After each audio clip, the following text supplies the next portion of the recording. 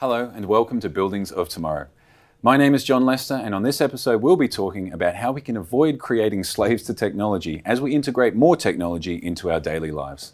I'm joined in the studio today by Franziska Dolak, an Innovation Manager at Siemens Smart Infrastructure. Franziska, thank you for joining us. Yes, let's do that. We've talked a lot about productivity. We've talked about how technology is an enabler to create this connection between buildings and the users of the building so that we can facilitate and positively affect this productivity. Is there such a thing as too much technology?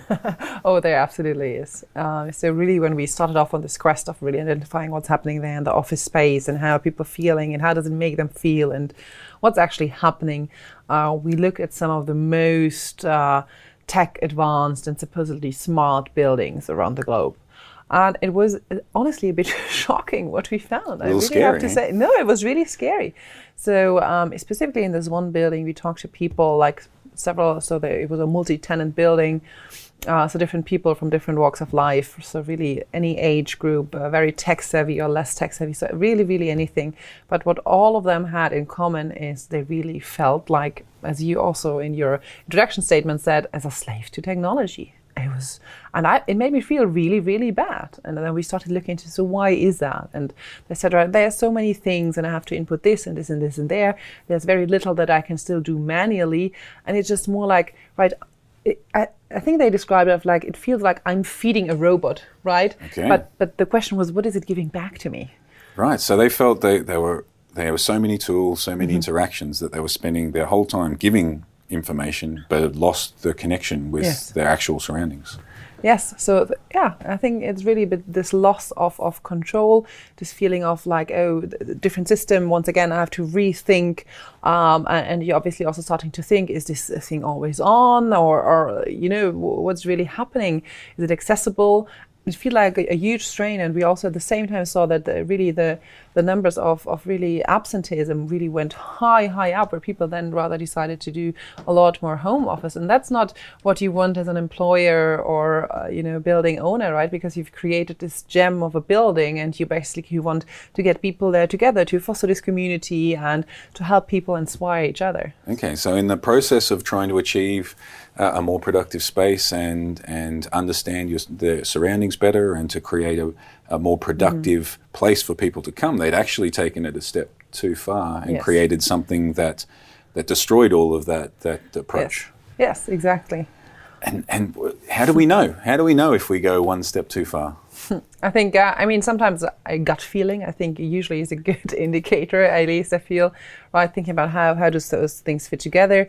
But I think once again, it's about people first. If you really visualize the whole customer journey end to end, like from people, maybe in the morning, getting up, starting to check the first emails to commuting to work, then whichever way, through public transport or car, actually arriving at the office, finding a space, then spending their day in and around the office, and then going home at night or transitioning even through exercise and the gym to home, really understanding that, and then understanding how do those different touch points we have in terms of the building, the tools, the technology actually look like and work like. I think that probably gives you quite a good indication already, like is it too much, is it too little, are we really addressing the relevant pain points? And you mentioned touch points, and I think this is a strong indicator. Right? If you have so many different tools that are interacting at different stages of someone's workday, if it becomes too much, we do this full circle back to the old days where you had someone in the office looking over your shoulder, making sure you were working. Yeah, I think it's really information overload at a whole different level. And even just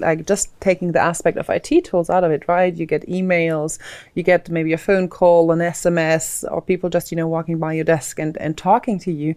And you feel like, where's this point where I can just, really focus and get back into my flow of work? Yeah. This is a tough thing because we know that we're able to achieve so many great things with technology. So this challenge to temper our love and our passion for technology to realize that it's still people as part of it. We want to join them as part of the building, but we don't want to overbear to the point where they lose that ability to be themselves. And I think another aspect we haven't really covered yet in that, and that's also very human in itself, is the corporate culture.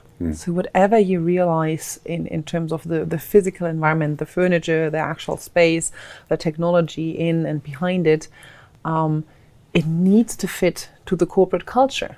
And we've also seen the example of several companies that had moved into a new space where the space layout was thought to be already of the, hey, in our aspired future state of how we as an organization work, so really changing up the system to be more agile, more customer-centric and so on, where you could really see that then on the move-in date, people had this totally new and open space where potentially management didn't even have, their own offices anymore.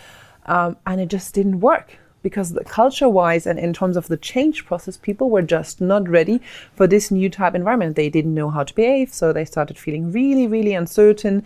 And then things happened where specific people then, always started sitting at the same desk. Although that was really part of that, no one has a fixed desk anymore. Yeah. But then there seemed to be still this way of, certain people need to have certain privileges.